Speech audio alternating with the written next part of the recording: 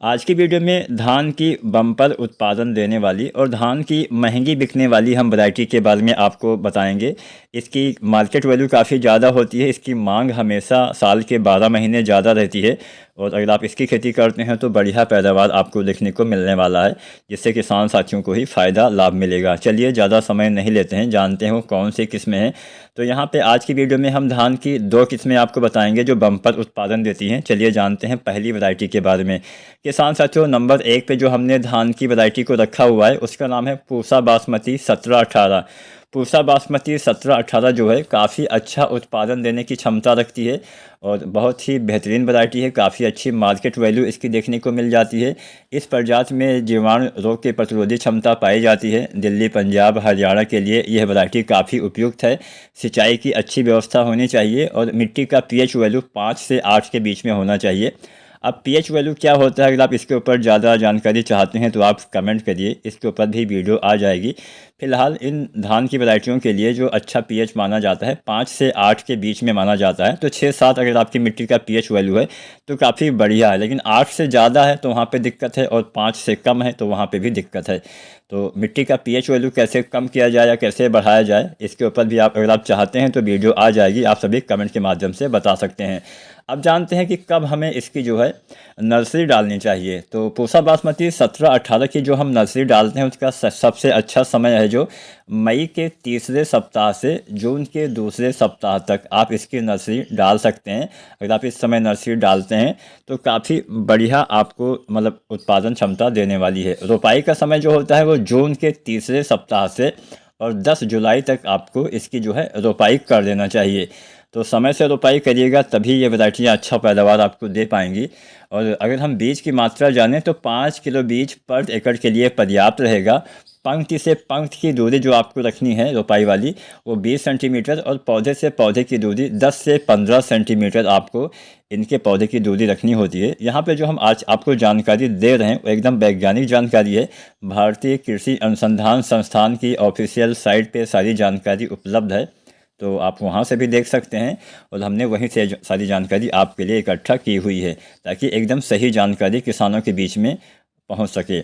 इसके अलावा भी बहुत सारी जानकारी बताई गई है, खादों की मात्रा, खरपतवार का नियंत्रण, जिसके ऊपर आने वाले दिनों में हम अलग से आपको बताएंगे। अगर हम इसी में खरपतवार के नियंत्रण के बारे में बताएं, कीटों के प्रबंधन के बारे में बताएं और खादों की मात्रा बताएं तो वीडियो की साइज़ काफ़ी लंबी हो जाएगी।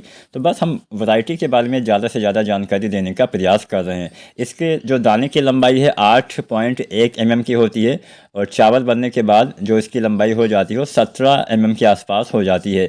उत्पादन की बात कर लेते हैं तो 18 से 20 कुंटल पर एकड़ ये संभावित उपज देने की क्षमता रखती है और बीज की बुआई के बाद 138 से 142 दिन के बाद आपकी ये वैरायटी जो है पूसा बासमती 1718 ये पक्के तैयार हो जाती है। तो ये किस्म भी आप लगा सकते हैं, एक बढ़िया उत्पादन देने वाली वैरायटी है।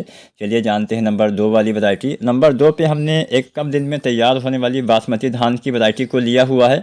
इसका नाम है पूसा बासमती 1692। बासमती धान की यह वैरायटी बहुत जल्दी तैयार हो जाती है। बीज की बुआई के लगभग 110 से 115 दिन के बाद ये फसल जो है वो तैयार हो जाती है, यानी काफ़ी जल्दी तैयार होने वाली बासमती धान की एक उन्नत वैरायटी है। तो इसके बारे में कुछ जानते हैं। इसमें पत्ती का जीवाणु रोग के प्रतिरोधी क्षमता पाई जाती है। दिल्ली, पंजाब, हरियाणा के लिए काफ़ी उपयुक्त वैरायटी है। इसके लिए भी मिट्टी का पीएच 5 से 8 के बीच होना चाहिए। बीज को उपचारित करने के बाद ही बुआई करना है और बुआई का जो समय है, जो नर्सरी डालने का समय है, जून के पहले सप्ताह से और जून के दूसरे सप्ताह तक, यानी 15 जून तक इसकी नर्सरी आपको लगभग डाल देना चाहिए।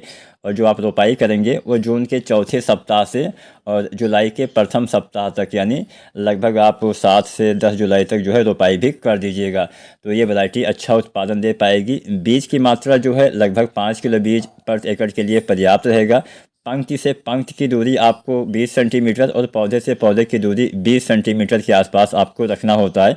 ये एकदम वैज्ञानिक जानकारी है जो यहाँ पे दी गई है, वही जानकारी आपको प्रदान कर रहे हैं। किसान साथियों, खेत में अच्छे से हरी खाद वगैरह भी आप डाल सकते हैं। आवश्यकता अनुसार समय समय पर आप खादों का इस्तेमाल करिएगा, खरपतवार का नियंत्रण करिएगा, क्योंकि धान की जब हम फसल लगाते हैं उस समय सबसे ज़्यादा समस्या खरपतवार की होती है। बरसात के टाइम पे जितनी भी फसलें लगाई जाती हैं उसमें खरपतवार की समस्या थोड़ा ज़्यादा ही होती है, क्योंकि बरसात में खरपतवार का जमाव भी काफ़ी ज़्यादा होता है।